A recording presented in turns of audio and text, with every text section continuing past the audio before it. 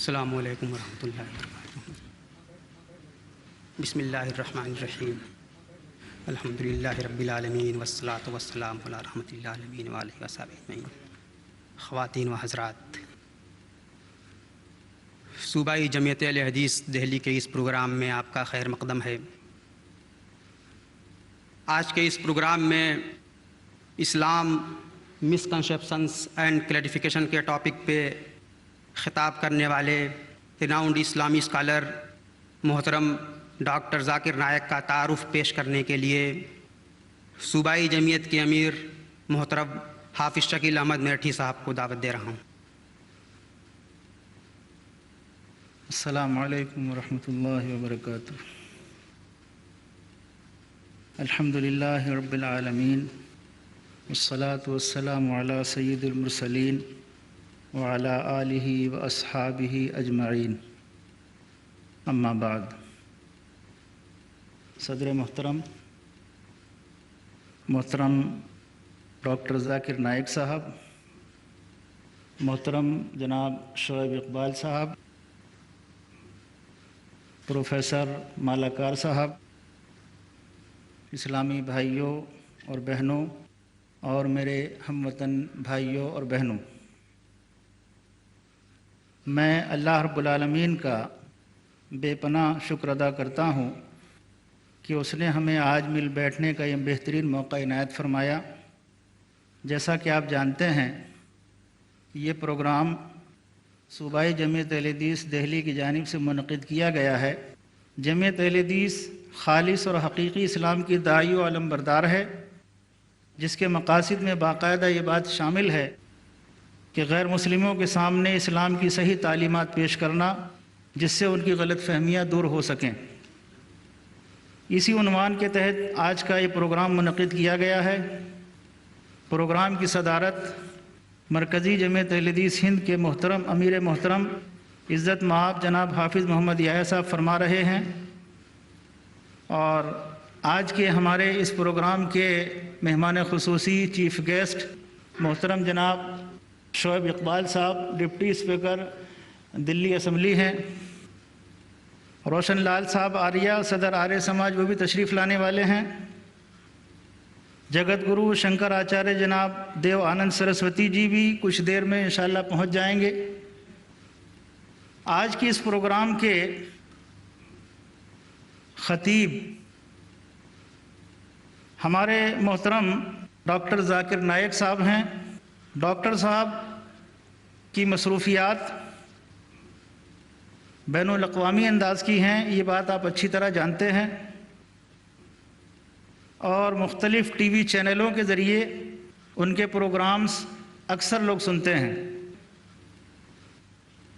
Doctor صاحب نے ہمیں اپنی اس مصروف ترین پروگرام میں سے وقت دیا، اس کے لیے میں اپنی طرف سے، اپنے ساتھیوں کی طرف سے، صوبائی جمعیت اہل حدیث دہلی اور مرکزی جمعیت اہل حدیث ہند کی طرف سے ان کا بے انتہا شکر گزار ہوں۔ ڈاکٹر ذاکر نائک صاحب MBBS ڈاکٹر ہیں۔ اللہ رب العالمین جس آدمی سے بھی اپنے دین کا کام لینا چاہے وہ لے سکتا ہے، اور اس کی طرف سے یہ توفیق کی بات ہے۔ ڈاکٹر صاحب پریکٹس چھوڑ کر دین کی خدمت کے لیے وقف ہو گئے ہیں، اور تقابلی مطالعہ ان کا نہایت وسیع ہے، جس کا اندازہ ان کے لیکچر سننے والوں کو اچھی طرح ہے۔ ڈاکٹر صاحب کی خصوصیت یہ ہے کہ اسلام کے بارے میں جو غلط فہمیاں پھیلائی جاتی ہیں، ان کا ازالہ قرآن کریم اور سائنٹیفک اصولوں کی روشنی میں اور دیگر مذاہب کی کتب سے دلائل فراہم کر کے کرتے ہیں۔ موصوف کی خوبی یہ بھی ہے کہ کسی بھی مسئلے کا نہایت باریکی اور گہرائی سے مطالعہ کر کے نہایت اطمینان بخش جواب دیتے ہیں۔ ڈاکٹر صاحب نے گزشتہ 8 برسوں میں کینیڈا، امریکہ، برطانیہ، سعودی عرب، متحدہ عرب امارات، Kuwait, Qatar, Bahrain, Australia, South Africa, Botswana, Malaysia, Singapore, Hong Kong, Thailand, Guyana और दीगर ममालिक के दौरे किए हैं और 800 से ज़्यादा लेक्चर्स दिए हैं। दुनिया के कई मज़ाहिब के रहनुमाओं के साथ मौसूफ़ की गुफ्तगू और मनाज़रे हुए हैं, जिनमें काबिल ज़िक्र doctor William Campbell of America हैं, जिनसे कुरान करीम और बाइबिल साइंस की रोशनी में इस उन्वान पर आपकी गुफ्तगू हो चुकी है और बहुत कामयाब रही है। ये गुफ्तगू अप्रैल 2000 में हुई थी। शेख अहमद दीदात, जो इस्लाम के बैनुल अक़वामी सतह के अज़ीम दाई व मुबल्लिग़ हैं, उन्होंने डॉक्टर साहब को 1994 में प्यार से दीदात प्लस कहा था। मई 2000 में शेख दीदात ने डॉक्टर साहब को एक तौसीफ़ी सनद देते हुए उसमें लिखा है, जो काम उनको 40 साल करने में लगे वो काम ज़ाकिर साहब ने 4 साल में कर दिया। डॉक्टर साहब मुसलसल टीवी चैनल्स पर आते हैं जो तकरीबन 150 ममालिक में देखे जाते हैं। टीवी और रेडियो पर इंटरव्यू के लिए बुलाए जाते हैं। मुनाज़रे, खिताबात, सिम्पोजियम, सीडी और वीडियो ऑडियो कैसेट्स बड़ी तादाद में दस्तयाब हैं। इनके अलावा कई किताबें भी इस्लाम और दीगर मज़ाहिब के तक़ाबुली मताले पर डॉक्टर साहब लिख चुके हैं। हासिल ये है कि डॉक्टर साहब की शख्सियत इस वक्त बैनुल अक़वामी सतह पर इस्लाम के दाई व मुबल्लिग़ की है। हमारी दुआ है रब्बुल आलमीन आपको सेहत व आफ़ियत के साथ रखे, इस्लाम की ज़्यादा से ज़्यादा खिदमत की तौफ़ीक़ अता फ़रमाए, इस्लाम की दावत अच्छे से अच्छे अंदाज़ में गैर मुस्लिमों तक पहुँचाने की रब्बुल आलमीन तौफ़ीक़ अता फ़रमाए। इसी के साथ मैं ये दुआ भी करता हूँ कि रब्बुल आलमीन हमारी इस मजलिस को, जो सिर्फ़ और सिर्फ़ इस्लाम की दावत और उसके ताल्लुक़ से जो गलतफ़हमियाँ मुख्तलिफ़ लोगों के दरमियान फैली हुई हैं, उनके इज़ाले का इसको सबब बनाए और हम सब में इखलास और लिल्लाहियत और इत्तिहाद पैदा फरमाए। व आखिरु दावाना अनिल हम्दुलिल्लाहि रब्बिल आलमीन। मोहतरम डॉक्टर नायक साहब के बारे में हाफिज़ शकील साहब ने तफसील से बताया। डॉक्टर साहब इस्लाम मिसकंसेप्शंस एंड क्लैरिफिकेशन के टॉपिक पे ख़िताब करेंगे और मैं गुजारिश करता हूँ मोहतरम डॉक्टर ज़ाकिर नायब साहब से कि तशरीफ़ लाएँ।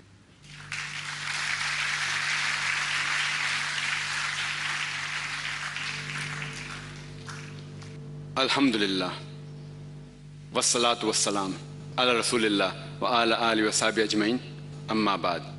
अऊज़ु बिल्लाहि मिनश शैतानिर रजीम, बिस्मिल्लाहिर रहमानिर रहीम। उदु इला सबिल रब्बिका बिल हिकमा वल मौइज़तिल हसना वजादिलहुम बिल्लती अहसन। रब्बि इश्रह ली सदरी व यस्सिर ली अमरी वहलुल उक़दतम मिन लिसानी यफ़क़हू क़ौली। मोहतरम शुएब इकबाल साहब, मंच पे बैठे हुए उलमा, मेरे बुज़ुर्गों और मेरे भाई और बहनों, मैं आप सबका इस्लामी तरीके से खैर मक़दम करता हूँ। अस्सलामु अलैकुम व रहमतुल्लाहि व बरकातुहू। अल्लाह सुब्हानहू व तआला की बरकत और रहमत आप सब पे हो। आप में से अक्सर लोग जानते होंगे कि मैं तकरीर अक्सर अंग्रेज़ी में ही करता हूँ। चंद मौके पे जब ऑर्गेनाइज़र इसरार करते हैं कि मैं उर्दू में ही कहूँ, चंद मौके पे सिर्फ मैं उर्दू में तकरीर कर चुका हूँ। इसीलिए आज भी ऑर्गेनाइज़र्स ने मुझसे कहा है जमीयत अहले हदीस दिल्ली के कि तकरीर सिर्फ हिंदी या उर्दू में होना चाहिए। और आप ये जानते होंगे कि मुझे महारत अल्हम्दुलिल्लाह अंग्रेज़ी में है, उर्दू ज़बान पे महारत नहीं है। तो आज की तकरीर में जो भी गलतियां होंगी उसके लिए माज़रत चाहता हूं मैं। अक्सर जब मैं अंग्रेज़ी में भी तकरीर करता हूं, जो भी गलतियां होते हैं वो शैतान और मेरे तरफ से होते, जो हक़ की बात होती है अल्लाह सुब्हानहू व तआला की तरफ से होते। लेकिन आज क्योंकि खुसूसन मैं उर्दू में तकरीर कर रहा हूँ तो ज़ाहिर है कि गलतियाँ और होंगी, तो उसके लिए माज़रत चाहता हूँ। آج کی تقریر کا موضوع ہے اسلام کے متعلق غلط فہمیاں. اور ہر مسلمان یہ جانتا ہے کہ اس کا فرض ہے کہ وہ اسلام کی دعوت غیروں تک پہنچائے. اور اس تقریر کے شروع میں نے قرآن مجید کی ایک آیت کی تلاوت کی، سورہ نحل سورہ نمبر 16 آیت نمبر 125. اس میں اللہ سبحانہ تعالیٰ فرماتے ہیں ادعو الی سبیل ربک بالحکمہ والموعظۃ الحسنہ وجادلہم باللتی احسن، جس کے معنی ہے کہ سب لوگوں کو بلاؤ اللہ کی راہ کی طرف حکمت کے ساتھ اور اچھی باتوں کے ساتھ، اور لوگوں سے بحث کرو حسن کے ساتھ اور اچھے طریقہ کار کے ساتھ. لوگوں کو اسلام کا پیغام پہنچانے کے کئی طریقے ہیں. کچھ طریقے میں سفلتا اور ملتی ہے، کچھ میں کم سفلتا ملتی ہے. سب سے عام طریقہ جو مسلمان استعمال کرتے ہیں اسلام کا پیغام پہنچانے کے لیے غیر مسلم کو، وہ ہے کہ اسلام کے بارے میں سینکڑوں اچھی باتیں کرتے ہیں. یہ طریقہ بھی ایک طریقہ ہے جو صحیح ہے، لیکن عام طور پہ اگر کوئی غیر مسلم سے آپ اسلام کے بارے میں سینکڑوں اچھی باتیں کرتے ہیں اور مان لو مثال کے طور پہ کہ وہ ان باتوں کو قبول کرتا ہے، پھر بھی اس غیر مسلم کے دماغ میں یہ سوال رہے گا اور وہ شاید کہیں گا ٹھیک ہے اسلام میں اچھی باتیں ہیں، لیکن آپ وہی مسلم ہیں، وہی مسلمان ہیں جو فنڈامنٹلسٹ ہے، جو بنیاد پرست ہے، جو ٹیررسٹ ہے. آپ وہی مسلمان ہیں جو ایک سے زیادہ شادی کرتا ہے، ایک سے زیادہ بیوی رکھتا ہے. آپ وہی مسلمان ہیں جس نے اپنا دین تلوار کے بل پر پھیلایا.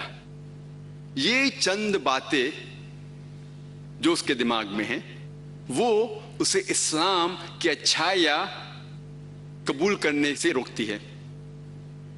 اسی لیے جب بھی میں کوئی بھی غیر مسلم سے ملتا ہوں، میں پہلا سوال اس سے کرتا ہوں کہ آپ کو اسلام میں کیا غلط لگتا ہے، آپ کے پاس اسلام کے خلاف کیا چیز ہے. اور میں اسے مطمئن کرتا ہوں کہ اس کے علم کے حساب سے، بھلے اسے علم میڈیا کے ذریعے ملا یا کتابوں کے ذریعے ملا، صحیح یا غلط، جو بھی علم اس غیر مسلم کے پاس ہے، میں اس سے پہلا سوال پوچھتا ہوں آپ کو اسلام سے کیا ناراضگی ہے، آپ کو اسلام کے متعلق کیا چیز آپ کو غلط لگتی ہے. اور میں اسے مطمئن کرتا ہوں کہ وہ اسلام کے خلاف بھی بات کر سکتا ہے، قرآن کے خلاف بھی بات کر سکتا ہے. اور جب وہ مطمئن ہو جاتا ہے تو وہ غیر مسلم 2 یا 3 سوالات اسلام کے متعلق کرتا ہے. اور میرے 10 سال سے زیادہ تجربے میں اس نتیجے پہ پہنچا ہوں کہ لگ بھگ عام غیر مسلم کے دماغ میں 20 سوالات اسلام کے متعلق ہے. اور یہ سوالات جو ہیں کبھی بھی آپ غیر مسلم سے پوچھیں گے کہ آپ کو اسلام کے بارے میں کیا ناراضگی ہے، آپ کو اسلام کے بارے میں کیا چیز پسند نہیں ہے، تو وہ 2 یا 3 یا 4 سوالات کرتا ہے. اور الحمدللہ یہ سوالات یہ 20 سوالاتوں میں سے ہی ہوتا ہے.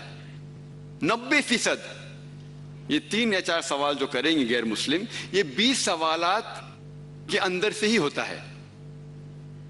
یہ کامن عام 20 سوالات جو غیر مسلم کے ذہن میں کیسے آئے؟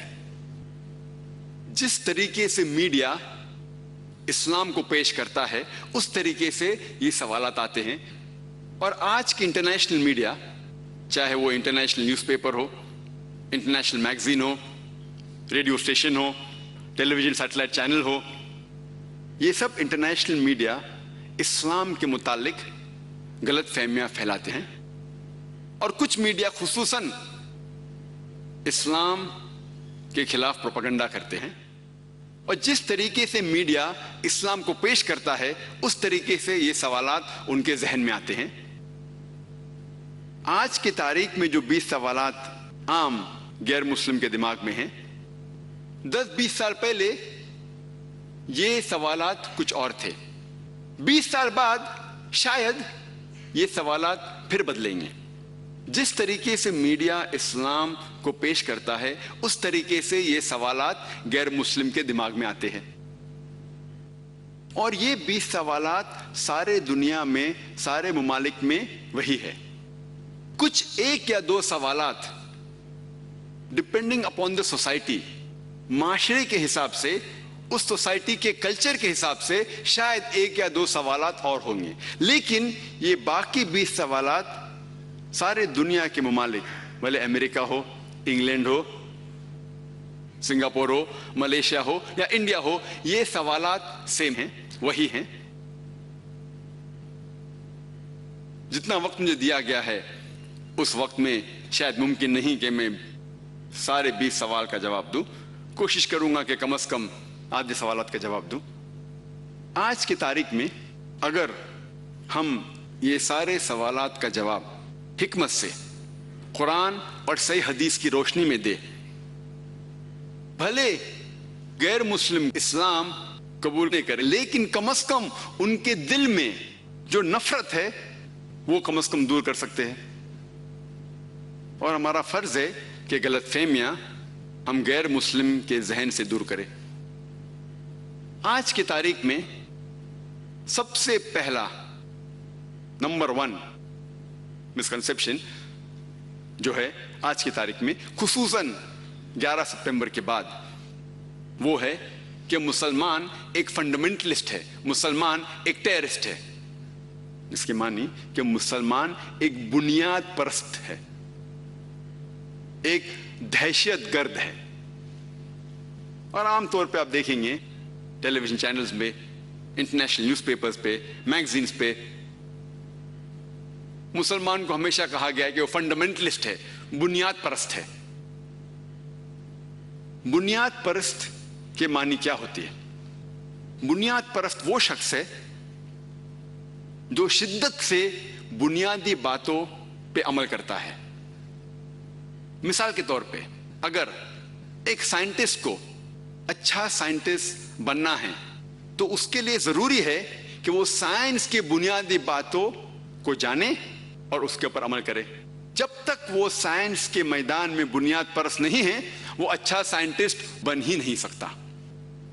इसी तरीके से अगर एक मैथमेटिशियन को अच्छा मैथमेटिशियन बनना है तो उसके लिए जरूरी है कि वो मैथमेटिक्स के बुनियादी बातों को जाने और उसके ऊपर अमल करे। जब तक वो मैथमेटिक्स का बुनियाद परस्त न हो तब तक वो अच्छा मैथमेटिशियन बन ही नहीं सकता। इसीलिए हर बुनियाद परस्त, हर फंडामेंटलिस्ट को कहना कि वो बुरा है या अच्छा है, ये सही नहीं। हमें पहले यह जानना चाहिए कि वो किस मैदान में बुनियाद परस्त है। इन which field is he a fundamentalist? मिसाल के तौर पे, अगर हमारे माशरे में एक बुनियाद परस्त चोर है, उसका पेशा है चोरी करना, वो माशरे के लिए अच्छा नहीं है, वो नुकसानदार है, तो वो बुनियाद परस्त शख्स अच्छा शख्स नहीं है। दूसरी ओर हमारे माशरे में एक बुनियाद परस्त डॉक्टर है जिसका पेशा है इंसान की जिंदगी को बचाना, और वो हजारों इंसान की जिंदगी को बचाता है। वो एक बुनियाद परस्त डॉक्टर है, लेकिन ये बुनियाद परस्त डॉक्टर माशरे के लिए अच्छा है, वो एक अच्छा शख्स है। तो हमें पहले ये जानना चाहिए कि किस मैदान में वो शख्स बुनियाद परस्त है, और उस मैदान को जानने के बाद हमें यह फैसला करना चाहिए कि वो बुनियाद परस्त सही है या गलत है। जहां तक कि मेरा ताल्लुक है, अल्हम्दुलिल्लाह मैं एक बुनियाद परस्त मुसलमान हूं, और अल्हम्दुलिल्लाह मुझे गर्व है, मुझे फख्र है कि मैं बुनियाद परस्त मुस्लिम हूं। I am proud to be a fundamentalist मुस्लिम। मुझे गर्व है क्योंकि मैं अल्हम्दुलिल्लाह इस्लाम के बुनियादी बातों को जानता हूं, और अल्हम्दुलिल्लाह इन बुनियादी बातों पर अमल करता हूं। इसीलिए मुझे फख्र है کہ میں بنیاد پرست مسلمان ہوں، فنڈامنٹلسٹ مسلم.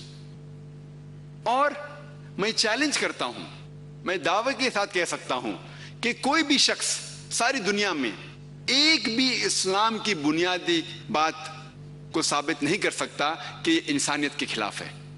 یہ میرا چیلنج ہے، یہ میرا دعویٰ ہے کہ اسلام کی ایک بھی بنیادی بات وہ یہ ثابت نہیں کر سکتا کہ انسانیت کے خلاف ہے. ہو سکتا ہے کہ اس شخص کے علم میں کمی ہو، اسے اس کی حکمت نہیں پتا ہوں گی، لیکن اگر ہم لاجیکلی اس کی وجہ اور حکمت بتائیں گے تو دنیا میں ایک بھی شخص نہیں ہے جو ایک اسلام کی بنیادی بات، صرف ایک بھی ثابت کر سکے کہ وہ انسانیت کے خلاف ہے.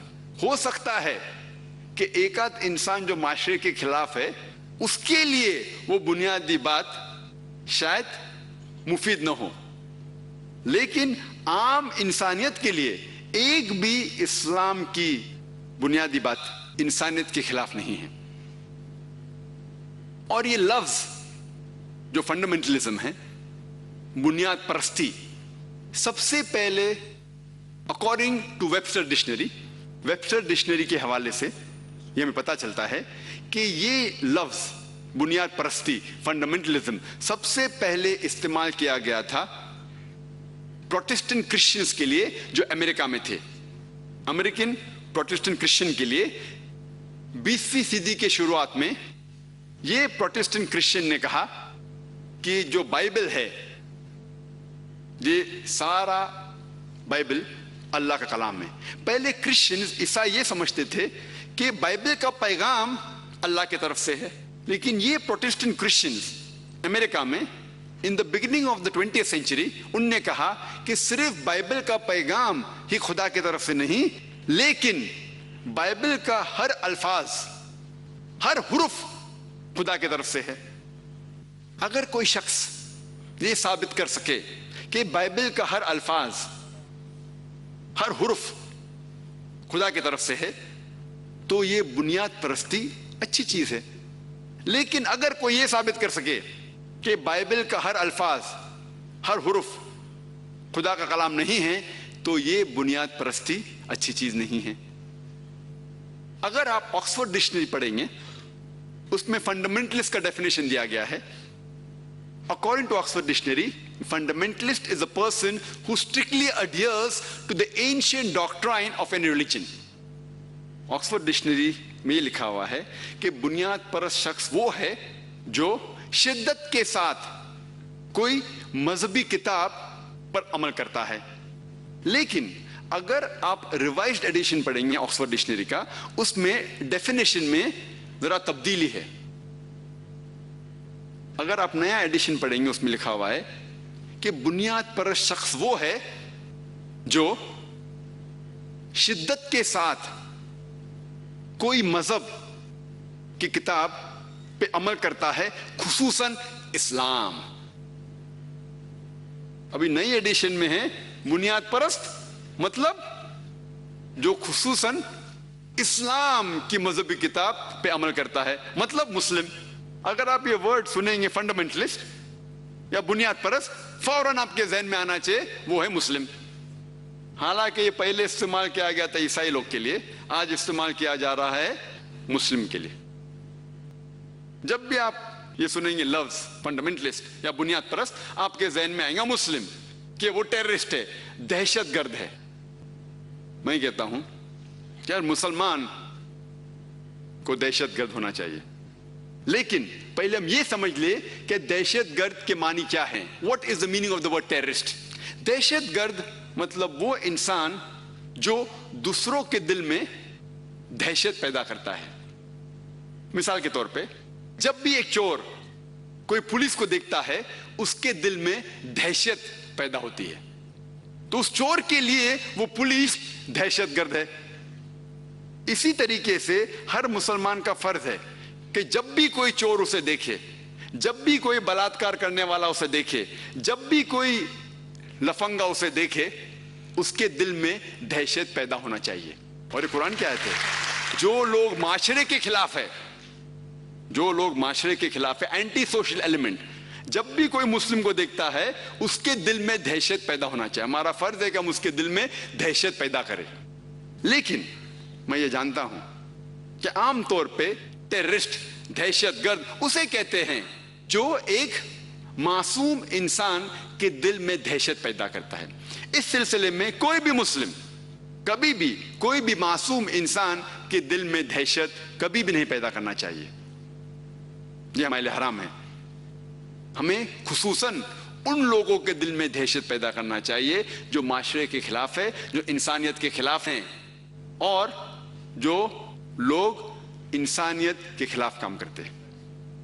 عام طور پہ ہم یہ دیکھتے ہیں کہ کئی وقت ایک شخص جو کوئی کام کرتا ہے اس کو دو علیحدہ لیبل دیے جاتے ہیں، 2 different labels، 2 لقب دیے جاتے ہیں.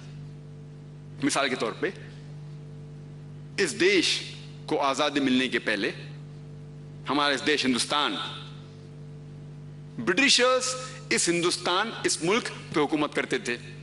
اس وقت تقریباً 60 سال پہلے کئی ہندوستانی اس دیش کے آزادی کے لیے لڑ رہے تھے، جھگڑ رہے تھے. برٹشرز ان دیش بھکت لوگوں کو کہتے تھے کہ یہ دہشت گرد ہیں. The freedom fighters of India, many of them were called as terrorists. کئی ہندوستانی جو اس دیش کے آزادی کے لیے جھگڑ رہے تھے، لڑ رہے تھے، برٹشرز ان کو کہتے تھے یہ دہشت گرد ہیں. لیکن عام ہندوستانی ان لوگوں کو کہتا تھا دیش بھکت یا پیٹریوٹ، جو دیش کے آزادی کے لیے لڑ رہا ہے. وہی انسان، وہی کام، لیکن 2 علیحدہ لیبل، 2 different labels. اگر آپ برٹشرز کی بات مانتے ہیں کہ ان کو ہندوستان پہ حکومت کرنے کا حق تھا، تو ہم بے شک ان لوگوں کو کہیں گے کہ وہ دہشت گرد تھے. لیکن اگر آپ عام ہندوستانی کی بات مانتے ہیں کہ برٹشرز ہندوستان میں بزنس کے لیے آئے تھے، ان کو اس دیش پہ حکم کرنے کا کوئی حق نہیں، تو ہم یہ تسلیم کریں گے کہ یہ لوگ جو دیش کے آزادی کے لیے جھگڑ رہے تھے وہ صحیح میں دیش بھکت تھے اور دہشت گرد نہیں تھے. وہی انسان، وہی کام، لیکن 2 علیحدہ لیبل، 2 علیحدہ لقب.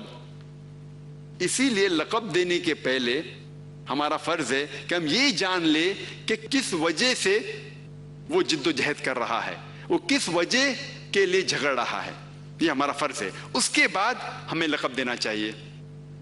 اور یہ لقب عام طور پہ کامن ہے. مثال کے طور پہ ساؤتھ افریقہ کو آزادی ملنے کے پہلے سفید لوگ اس پہ حکومت کر رہے تھے، وائٹ اپارتھائڈ گورنمنٹ. یہ وائٹ اپارتھائڈ گورنمنٹ نیلسن منڈیلا کو ٹیررسٹ کہتی تھی، ٹیررسٹ، دہشت گرد. اور یہ وائٹ اپارتھائڈ گورنمنٹ، سفید لوگ کی حکومت، انہیں 25 سال سے زیادہ رابن آئلینڈ میں قید کر چکی تھی. لیکن عام ساؤتھ افریقن انہیں کہتے تھے کہ وہ ایک اچھا انسان ہے، ان کے لیے ایک ہیرو تھا. سیم آدمی، وہی کام، لیکن 2 different labels، 2 علیحدہ لقب. اور ابھی چند سال پہلے اسے ایوارڈ ملتا ہے نوبل پرائز فار پیس. وہی انسان جس کو پہلے لوگ کہتے تھے کہ دہشت گرد ہے، کچھ سال پہلے اسے ایوارڈ ملتا ہے نوبل پرائز فار پیس. سب سے اونچا ایوارڈ امن کے لیے ملتا ہے نیلسن منڈیلا کو. آپ دیکھیں گے وہی شخص، وہی کام، لیکن 2 different labels. اسی لیے لیبل دینے کے پہلے ہمیں یہ جانچنا چاہیے کہ کس کام کے لیے وہ جد و جہد کر رہا ہے. دوسری غلط فہمی جو اسلام کے متعلق ہے وہ ہے لفظ جہاد میں. اور جہاد کی غلط فہمی صرف غیر مسلم کے درمیان نہیں، بہت سے مسلمان بھی جہاد کے معنی نہیں جانتے. عام انسان یہ سمجھتا ہے، بھلے مسلم یا غیر مسلم ہو، وہ یہ سمجھتا ہے کہ کوئی بھی مسلمان اگر جھگڑ رہا ہے جنگ کر رہا ہے کوئی بھی وجہ سے، بھلے وہ ذاتی وجہ ہو، مال کے لیے ہو یا کوئی زمین کے لیے ہو، وہ سمجھتا ہے کہ وہ جہاد ہے. یہ بالکل غلط ہے کہ کوئی بھی مسلمان کوئی بھی جنگ کر رہا ہے کوئی بھی وجہ سے، بھلے مال کے لیے ہو، نام کے لیے ہو یا جگہ کے لیے، وہ جہاد ہے. یہ بالکل غلط ہے. جہاد ایک عربی لفظ ہے جو آتا ہے جہادہ سے، جس کے معنی to strive, to struggle. Urdu میں ہم کہتے ہیں جد و جہد، جد و جہد کرنا. اور شریعت کے حساب سے کوئی بھی شخص جو معاشرے کو سدھارنے کے لیے جد و جہد کر رہا ہے اسے کہتے ہیں جہاد. مثال کے طور پہ کوئی اگر ظلم کے خلاف لڑ رہا ہے اسے کہتے ہیں جہاد. اگر کوئی میدان جنگ میں اپنی جان کی حفاظت کر رہا ہے اسے کہتے ہیں جہاد.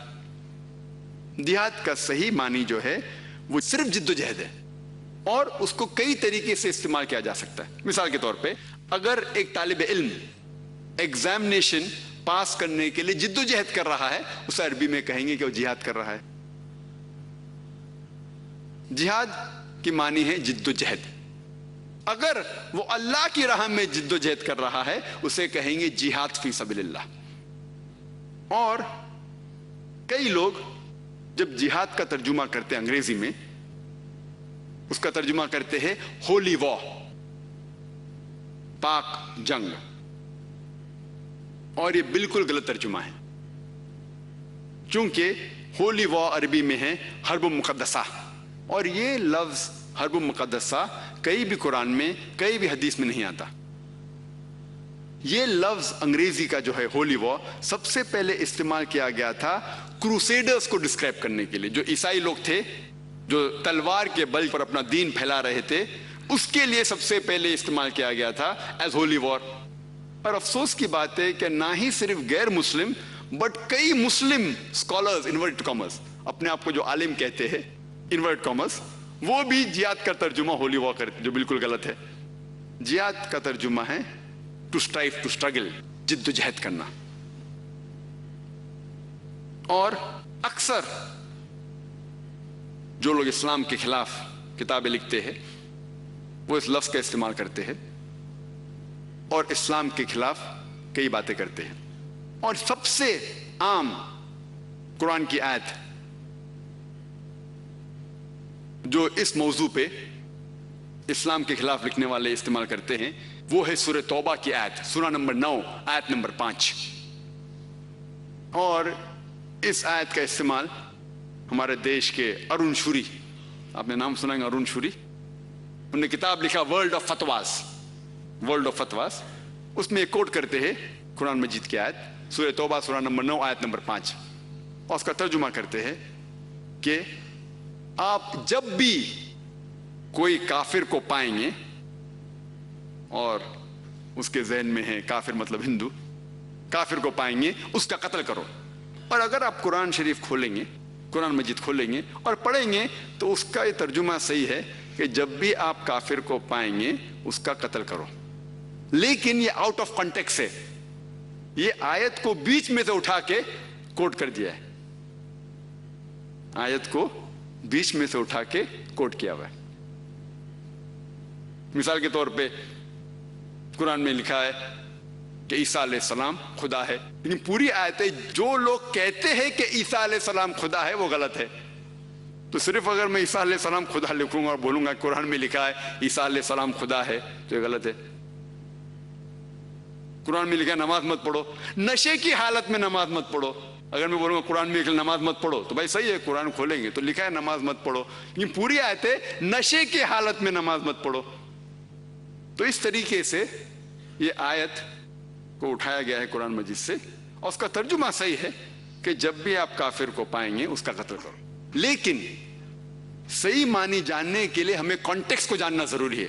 پس منظر کہتے کانٹیکسٹ کو نا. میری اردو ذرا ٹھیک نہیں ہے تو اس کے لیے معافی چاہتا ہوں. کانٹیکسٹ جاننا ضروری ہے. اگر آپ اس کے کچھ چند آیت پڑھیں گے، سورہ توبہ سورہ نمبر 9 آیت نمبر 1 سے 4 آپ پڑھیں گے تو اس سے ہمیں یہ معلوم پڑتا ہے کہ ایک صلح تھی، ایک پیس ٹریٹی تھی مسلمان اور مکہ کے مشرکوں کے بیچ، اور ایک طرفہ مکہ کے مشرکوں نے اس امن کو، پیس ٹریٹی کو توڑ دیا۔ تب اللہ سبحانہ وتعالیٰ فرماتے سورہ توبہ میں، سورہ نمبر 9 آیت نمبر 5 میں انہیں تنبیہ دیتے کہ آپ کو 4 مہینے کا وقت ہے اپنے آپ کو سدھارنے کے لیے، ورنہ اعلان جنگ۔ 4 مہینے کا وقت ہے آپ کو سدھارنے کے لیے، ورنہ اعلان جنگ۔ اور جنگ کے میدان میں اللہ سبحانہ وتعالیٰ کہتے ہیں مسلمانوں سے کہ آپ ڈرو مت، جنگ کے میدان میں آپ جد و جہد کرو، جہاد کرو، ڈرو مت۔ اور اگر آپ دشمن کو پائیں گے، یہاں لفظ جو کافر ہے، جو اسلام کو نہیں مانتا ہے، اس کانٹیکس میں دشمن، جب آپ دشمن کو پائیں گے میدان جنگ میں، آپ ڈرو مت، ان کا قتل کرو۔ تو عام طور پہ کوئی بھی آرمی جنرل، اگر امریکہ ویتنام سے جھگڑا کر رہی تھی اور امریکہ کے پریزیڈنٹ جو ملٹری کا ہیڈ ہے وہ امریکن سولجر سے کہتا ہے کہ میدان جنگ میں آپ جب ویتنامیز کو پائیں گے ان کا قتل کرو، اگر میں آؤٹ آف کانٹیکس کوٹ کروں گا لوگ کو غلط فہمی ہوگی، لیکن ان کانٹیکس کہ میدان جنگ میں دشمن جب حملہ کرنے آتے ہیں، آپ کو قتل کرنے آتے ہیں، ڈرو مت، ان کا قتل کرو، یہ عام آدمی بھی کہیں گا تو کیا بڑی بات ہے۔ تو اسی طریقے سے اللہ سبحانہ وتعالیٰ میدان جنگ میں کہہ رہے ہیں کہ جب یہ دشمن، جب یہ کافر کا مطلب جو اسلام کو تسلیم نہیں کرتا، پھر چاہے کوئی بھی ہو، کافر مطلب جو اسلام کو جھٹلاتا ہے، وہ کوئی بھی شخص ہو سکتا ہے، ہندو ہونا ضروری نہیں ہے، لیکن جب ترجمہ کرتے ہیں تو اس طریقے سے لوگ کو بھڑکاتے ہیں۔ تو یہ آپ جانیں گے کانٹیکس میں اللہ سبحانہ تعالیٰ کہہ رہے ہیں کہ میدان جنگ میں جب امن کو توڑا اور جب جھگڑنے آتے ہیں تو آپ ڈرو مت، ان کا قتل کرو۔ تو کیا نئی بات ہے، کوئی بھی آرمی جنرل یہی کہیں گا۔ اور ارون شوری اپنی کتاب ورلڈ آف فتواز میں آیت نمبر 5 سے آیت نمبر 7 پہ جم کرتے ہیں۔ کیوں؟ کیونکہ آیت نمبر 6 میں اس کا جواب ہے۔ آیت نمبر 6 میں اللہ سبحانہ تعالیٰ فرماتے ہیں کہ اگر یہ کافر، یہ مشرک، if they seek asylum، اگر امن چاہتے ہیں تو انہیں صرف چھوڑو مت، take them to a place of security، ان کو ایسی جگہ لے کے جائیے جہاں وہ محفوظ رہیں گے۔ اللہ تعالیٰ کہتے ہیں کہ اگر کوئی کافر، کوئی مشرک امن چاہتا ہے تو صرف چھوڑ مت دو، ان کو حفاظت کے ساتھ ایک محفوظ جگہ پہ لے کے جائیے۔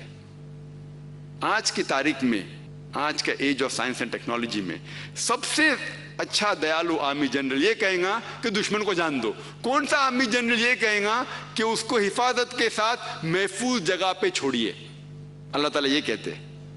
اور آپ کوئی بھی آیت دیکھیں گے جہاد کی اور قتال کی جو قرآن مجید میں ہے، اس کے بعد اکثر یہ اللہ تعالیٰ فرماتے کہ اگر وہ امن چاہتے ہیں تو امن کرو اور حفاظت سے ان کو چھوڑو۔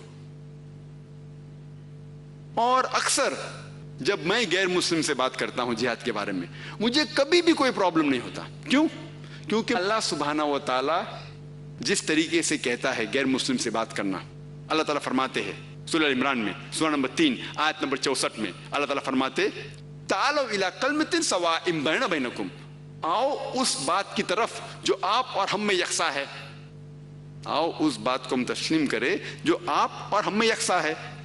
تو جب میں ہندو لوگ سے بات کرتا ہوں جہاد کے بارے میں تو میں کہتا ہوں کہ آپ کے مہابھارت میں، اگر آپ کی مہابھارت پڑھیں گے، اس میں قتال، جنگ، جھگڑنے کے سینکڑوں ہزاروں آیت ہے، قرآن مجید سے کئی گنا زیادہ۔ تو کیا یہ صحیح ہے؟ تو وہ مجھ سے کہتے دیکھو مہابھارت جو ہے نا وہ حق اور باطل کے درمیان جھگڑا ہے، اور حق کے لیے اگر باطل سے جھگڑا کرتے تو صحیح ہے۔ تو میں کہتا ہوں قرآن میں بھی تو وہی لکھا ہوا ہے۔ ہاں، اگر قرآن بھی اسی طریقے سے حق کے لیے جھگڑا کرنا کہتا تو ہم کو قرآن سے کوئی ناراضگی نہیں، آسان طریقہ۔ اور اگر آپ پڑھیں گے بھگوت گیتا، جو سب سے مشہور کتاب ہے ہندو لوگ کی، ہندو مذہب کی سب سے مشہور کتاب عام طور پہ پڑھی جاتی ہے، یہ بھگوت گیتا ایک صلاح ہے، ایڈوائز ہے، جو شری کرشن ارجن کو دیتے ہیں۔ ارجن کہتے ہیں کہ میں رشتہ دار سے جھگڑا نہیں کر سکتا ہوں، تو یہ پوری بھگوت گیتا جو کتاب ہے اس کا مین مقصد ہے کہ شری کرشن ارجن کو یہ ثابت کرنا چاہتے کہ جھگڑنا اچھا ہے. پوری بھگوت گیتا اس کے اوپر ہے. اور اگر آپ پڑھیں گے Bhagavad Gita chapter number 1 verse number 43 to 46, Bhagavad Gita ادھیائے 1 شلوکا نمبر 43 to 46, اس میں ارجن کہتے ہیں, ارجن اپنے سارے ہتھیار زمین پہ رکھ دیتے اور شری کرشن سے کہتے ہیں کہ میں میرے رشتے دار کا قتل کرنے سے بہتر یہ سمجھتا ہوں کہ میں نہتہ جنگ کے میدان پہ مر جاؤں. سارے ہتھیار کو زمین پہ رکھ دیتے اور کہتے ہیں کہ میرے رشتے دار کو قتل کرنے سے بہتر یہ ہے کہ میں نہتہ میدان جنگ میں مر جاؤں, قتل کیا جاؤں. امیڈیٹلی نیکسٹ چیپٹر میں, چیپٹر نمبر 2 ادھیائے نمبر 2 ورس نمبر 2 and 3 شلوکا نمبر 2 اور 3, آپ کب سے بزدل ہو گئے؟ From when have this important thought comes in your mind? Important ترجمہ ہے جس کے معنی ہم اردو میں کہیں گے آپ کب سے نپنسک بن گئے. شری کرشن کہتے ہیں ارجن سے آپ کب سے بزدل ہو گئے, کب سے نپنسک بن گئے.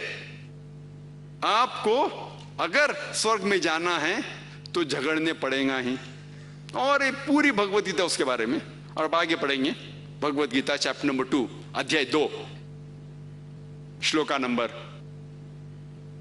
31 32 33 34 35, اس میں شری کرشن کہتے ہیں کہ شتریا کا دھرم ہے کہ جھگڑنا, اور خوش نصیب ہے وہ شتریا جس کو جھگڑنے کے لیے موقع ملتا ہے.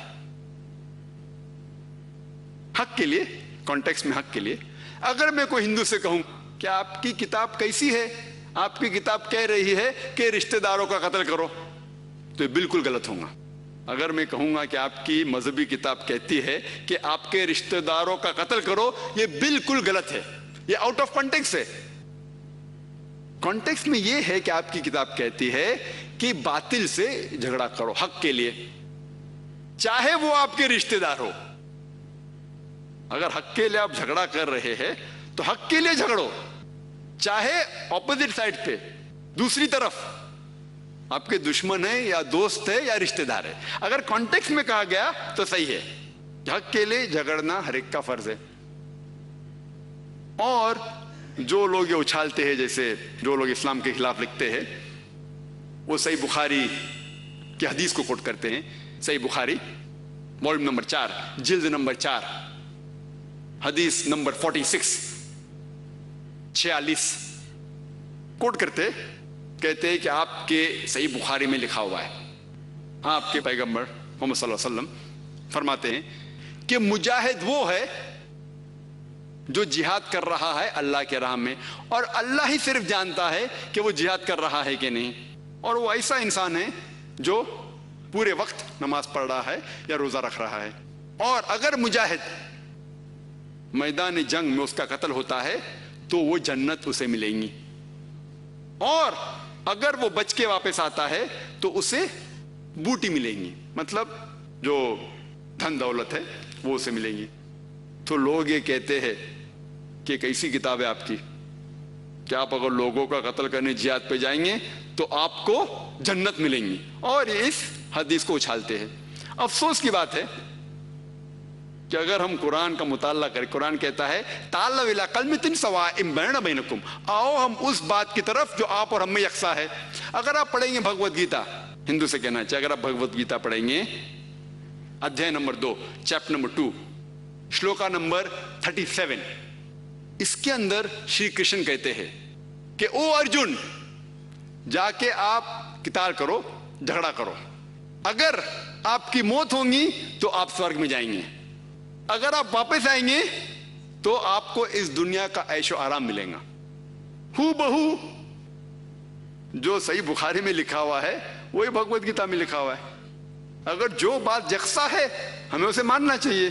اس کا مطلب نہیں کہ سب چیز صحیح ہے ان کی کتاب میں, بٹ جو چیز صحیح ہے اسے ہمیں تسلیم کرنا چاہیے. تو ان کے بھگوت گیتا میں بھی لکھا ہوا ہے. افسوس کی بات یہ ہے مجھے کہ جتنے لوگ اسلام کے خلاف لکھتے ہیں, خصوصاً ارون شوری, ان نے شاید اپنی مہابھارت اور بھگوت گیتا کا مطالعہ کیا ہی نہیں ہوگا. اگر کیا ہوتا تو ضرور یہ باتیں اسلام کے خلاف، قرآن کے خلاف نہیں لکھی ہوتی. تو اس طریقے سے ہمیں غیر مسلم سے اسلام کے بارے میں کہنا چاہیے. مثال کے طور پہ 1 سال پہلے یا 1.5 سال پہلے مجھے بلایا گیا تھا لاس اینجلس میں، ایک ایوارڈ دیا گیا تھا لاس اینجلس میں، اور صرف 1 دن کے لیے تھا میں ادھر.